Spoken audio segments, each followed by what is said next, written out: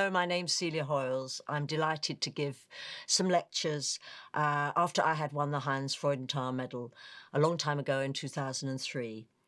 I'm going to try and summarise some of the research that I have been involved in over the years, hoping to give recognition to all my wonderful colleagues here at UCL, Institute of Education.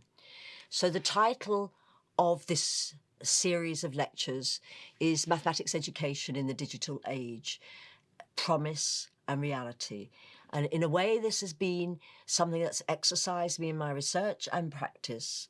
There is so much potential in using digital technology in mathematics education, but rather little happens in reality. So I've tried to realise the potential and recognise the obstacles. So my goal in research and practice has been to foster a mathematical way of thinking among all students, and I emphasise all because all too often in mathematics too many students get left behind. And in particular, I want more students, all students, become aware of and appreciate mathematical structure. This actually defines what we do in mathematics. It's not random. We have to look at what mathematics will say from its structural perspective. And also what is so important is to be able to interact with abstraction, with the language of mathematics, which so many students find all too mystifying. So another thing that has actually obsessed me over the last years is why should we do better than in the past? So many researchers from across all the world have addressed this issue of abstraction and structure and trying to make more students engage with these difficult problems. And my answer is that we should use digital technology. This is something new, this is something that's developed, and something we really can embrace to make mathematical learning more engaging for more students. But any innovation that we design with digital technologies, we must make sure it's robustly designed. That's mean we take into account all the different ways of views of this design from the students, from teachers, from practice, and make sure it's rigorously evaluated in terms of its impact on all the groups, not just those that normally do well in mathematics. So I'm calling it the underpinnings of my work. It's not really the theories, although it relates to theories, but what are the issues, the research that has really informed what I have done. And first of all, it's like a self-evident truth that symbols shape how mathematics is expressed and known.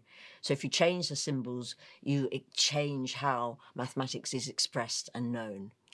And the second thing that is oh so important, that everybody would recognise who has taught mathematics or involved in mathematics in any way in schools of all ages and colleges and universities, is that students must be encouraged to take some ownership of the mathematical processes, of the arguments, of the substantive issues, in order to appreciate the power of mathematical ways of thinking. Now, mathematical ways of thinking is going to be something that will underpin my lectures. How do we develop these? But we must have, students must appreciate the power of these, as why are they doing all this mathematics? So I just remind you of the dual nature of mathematics. On the one side, it's concepts and structures, the concepts of mathematics that have come down from the ages, and the structures, but also there's procedures and calculations, the mathematical machinery that you have to be fluent in order to achieve anything in mathematics. But I want to stress that these letters, the procedures, the calculations are the things that most people think is mathematics. It's the visible face of mathematics. And this is so much of a challenge for maths education. So I want to leave this slide by saying you can only know mathematics through its representation. And changing representations from one to another can provoke surprise, doubt even, and awareness of mathematical structure. So there's a power in changing the mathematical representation. And let me give a very simple example. If I say to you, do this calculation, 23 plus 39 equals 62, what do you do in your head? What do you visualize? But if I write it down and I say write down 23 plus 39 equals 62, as I've now shown, think what the sort of procedures that you will go through. The left-hand side, the oral, or what's often known in the literature as street mathematics, and oral or street representation, is contrast with the written in terms of what you think about. The oral arithmetic somehow retains the meaning of the situation. What is 23? What is 39? Where it might be on the number line.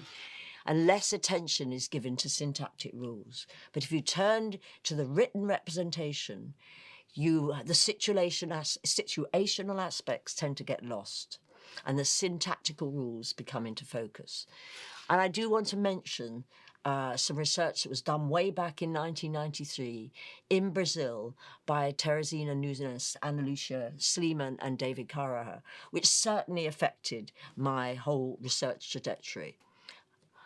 But all that idea about situational aspects and oral and written mathematics is something that shapes our classrooms all the time in mathematics now. In England now, we have a very strong move for writing down calculations in the way I've shown on the screen now. And here was an example put up in a classroom of year 5, that's about 10, 11-year-olds, and they were asked to do 1003 minus 998. So duly, as they're taught to do, they wrote it down. Now, if you try to do that calculation, there are lots of syntactic rules of carrying and paying back, or whichever way you do it. And in this classroom, there was prolonged discussion about what the answer should be, and a lot of children got it wrong. And the subject leader then asked, are these numbers close together? And this disrupted this written algorithm, syntactic game. And one child replied, yes, they're really close together. They are only 5 apart. And this illustrates my point, is how we represent the situation really influences, shapes what happens next.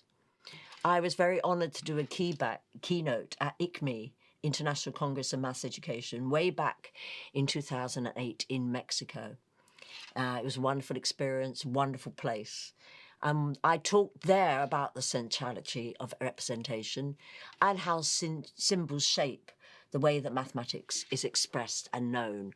And I talked about our notion, our being Richard Noss and myself, we have developed the notion of situated abstraction. But there are also other notions like semiotic mediation that actually are around the same idea. But just talking about our notions, Richard and I wrote way back in 1996, a long time ago, that abstractions are shaped by and expressed in the medium. So learners construct mathematical meanings by drawing on this webbing of languages of a particular setting. And this shapes the way the ideas are expressed. And this actually makes it so difficult to research when we change representations, because it shapes what students are thinking and they're in a new environment. And in doing that shaping, we have the importance of tools on which the learners can draw. Now, in the old days, this might be protractors or set squares when we were doing geometry, but now, of course, it might be dynamic geometry systems, or indeed symbolic tools, computer algebra systems. So we draw on this web of tools, but every time we draw on a new tool, it shapes the way the mathematics is expressed and known. And the other thing in my ICME keynote, which these are things that, by the way, that I still adhere to, is that we should encourage interactive learning among students so that they can discuss together. They can discuss with the students. Goodness, this is what we've so missed during the pandemic, because it's by these discussions that the students can develop autonomous mathematical habits of mind. And mathematical habits of mind is something that, again, will underpin my lectures, because it has to be a bit autonomous so that students... I want to mention the work of Al Cuoco, Paul Goldenberg, and June Mark a long time ago in 1995, where they mentioned the importance of developing mathematical habits of mind. And that includes, as they say, a healthy skepticism for experimental results. Maths, yes, we will look for data, but we also look for theory and what that tells us. And we have to be skeptical of just looking for empirical results. And we need to look more abstractly at variance and invariance. So what do we mean by mathematical habits of mind? We want our learners to conjecture about mathematical relationships and to seek explanations and justifications based on these relationships, not based on other stuff. We want them to discuss, to share, reflect, to argue. So our learners are not just looking for what the teacher wants, because this is something, as Brousseau found way back in his idea of didactical paradox, is that learners just simply want to do what the teacher wants. And this important notion that is fundamental in learning mathematics is that of epistemic agency, which is a term coined by Bareida and Scar D'Amelio way back in 2002. It's used to characterize the responsibility that the group or the individual assumes for the ownership of ideas. And for everybody who has taught mathematics, this is what's crucial. You take responsibility for what answers you get. So mathematical habits of mind, out of the many, my focus has been often, particularly when a whole lot of time I spent with Dietmar Koopman and Lulu Healy, we researched the conceptions of proving and explanation. And we did large-scale surveys and follow-up interviews. And in particular, what we noticed, how far the students appreciated the need for consistency across solutions. It amazed me, as somebody who taught mathematics for so long, that students didn't see that if you did it one way and you came to one answer, you did it another way and you came to a different answer. That could not be possible if you're in a mathematical world. But so this consistency was fundamental. And the importance, too, that the students see the underlying mathematical structure in order to produce their coherent explanations and reasoning. So they're drawing on structure for their reasons and answers. And let me take just one example that Dietmar Koopman and I use in our longitudinal proof project, because it's just evocative of so much that many other people have found.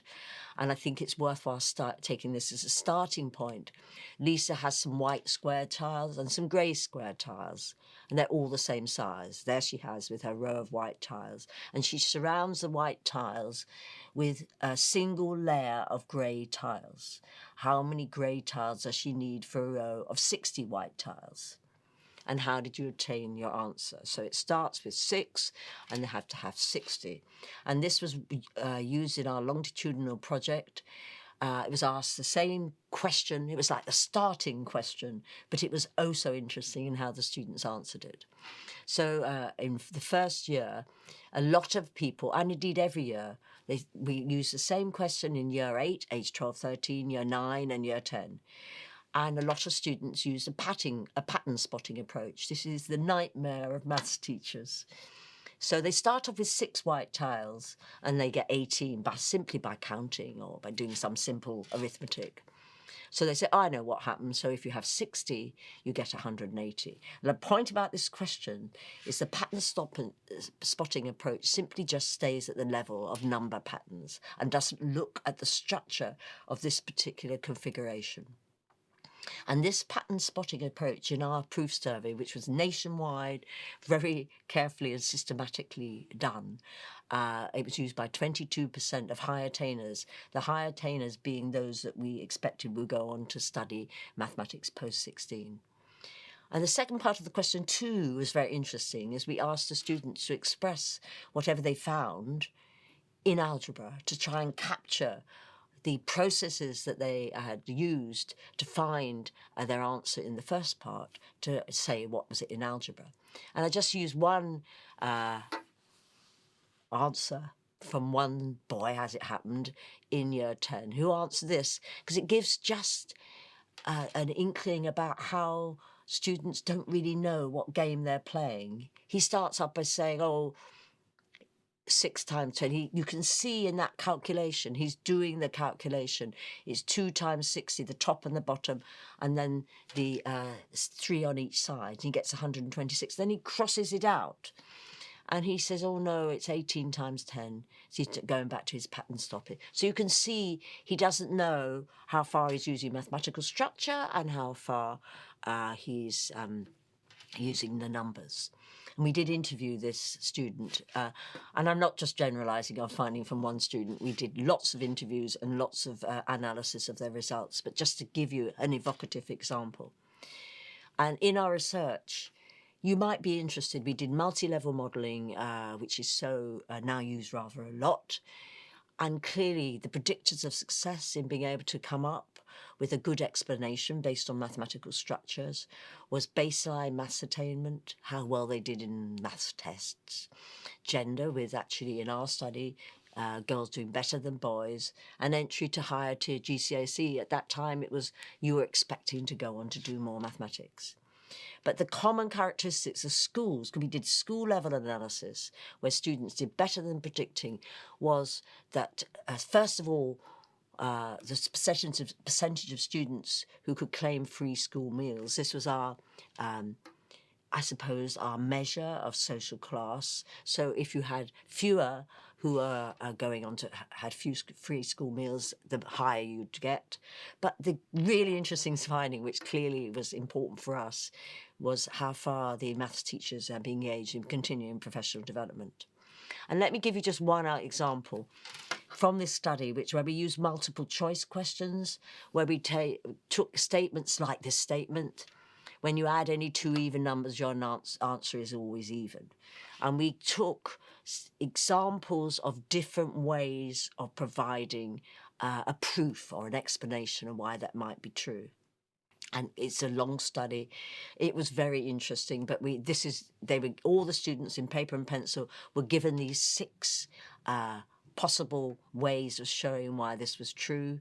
And these were all based on what students had done in our pilot study. I won't go into all of that now. We've written it up in many ways. But the most popular mark, for the best mark, for the proof that the students thought the teacher would do, was this one. Now, if you just take a glance at Eric's answer, which the students thought would be given the best mark by the teacher, you will see it's completely circular. It's completely, or we would say, nonsensical. But they thought it would get the best mark from the teacher. And the reason they said this, well, it's got lots of X and Y's and Z's. It's obviously very clever, and I don't understand it, so it must be the best mark. All of these are telling us a lot about students' views of mathematics.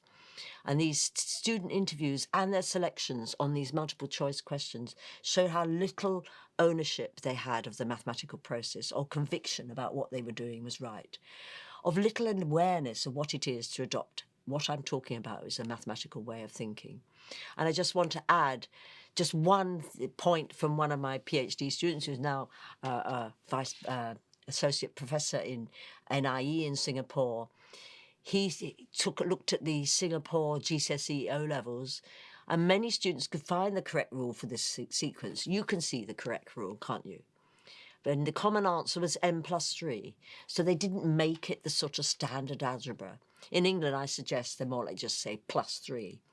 But the point that I want to make here, that again has underpinned so much of our work with digital technologies, is that algebra, that language of mathematics, is not conceived or perceived as a way to express generality. We need to do better as a way that students have ownership over the language. So to summarise, I have presented arguments on the centrality of representations. That is critical in mathematics. You can't know mathematics without its representation. The situationness of abstraction and the importance of developing mathematical habits of mind among all students. Let's not do it just for the brightest and the best.